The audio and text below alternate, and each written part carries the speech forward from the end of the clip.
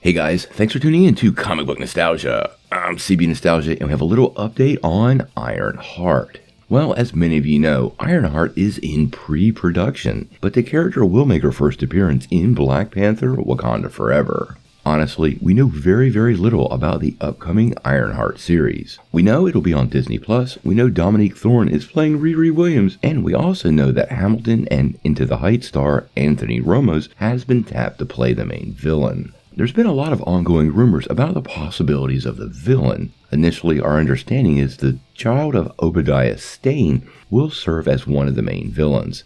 His name is Ezekiel, but it appears, based on a new rumor, that the big bad of the series will be an unexpected character and dive into a classic Iron Man trope. Now, this information comes from Casey Walsh, and quite honestly, Casey hits a lot of home runs. But this isn't coming from Marvel Studios or Disney, so as usual, we're going to take this with a grain of salt, but it is very interesting.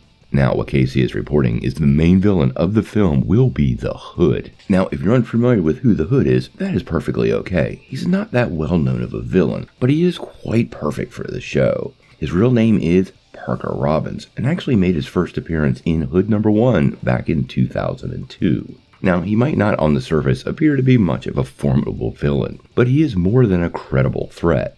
In the comics, he starts out as a thief, but he eventually ends up breaking into a warehouse, and once he's inside, he encounters a demon that he ends up shooting and killing. Once the demon is dead, he steals his cloak and boots, and with these items, he gains pretty amazing magical powers, and in the comics starts to assemble a criminal empire. The powers vary greatly in the comics, which include agility, super sight, the ability to levitate, and even magical blasts. Narratively, it works pretty good because it has a lot of flexibility, and visually, the character should be a lot of fun for Marvel Studios.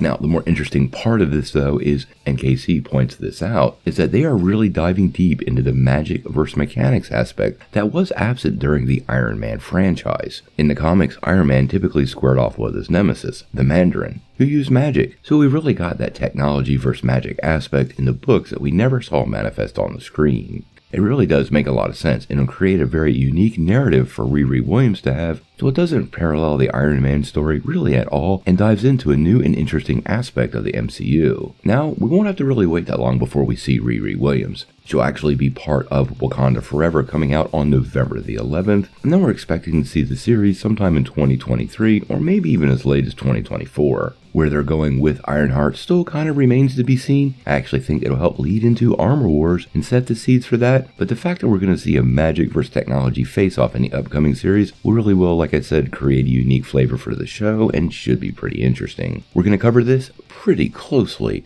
I love the idea of magic versus technology, and it should make Ironheart quite fun. Make sure you hit that like and subscribe button to get all the updates for the series, but until we know more, what do you guys think? What do you think of Ironheart potentially squaring off against the Hood? And how do you feel about a magic versus technology aspect to the show that we never got in Iron Man? Tell me what you think in the comments below. If you like this video, make sure you hit like, click subscribe, and if you don't ring that bell, you won't get any updates. Peace.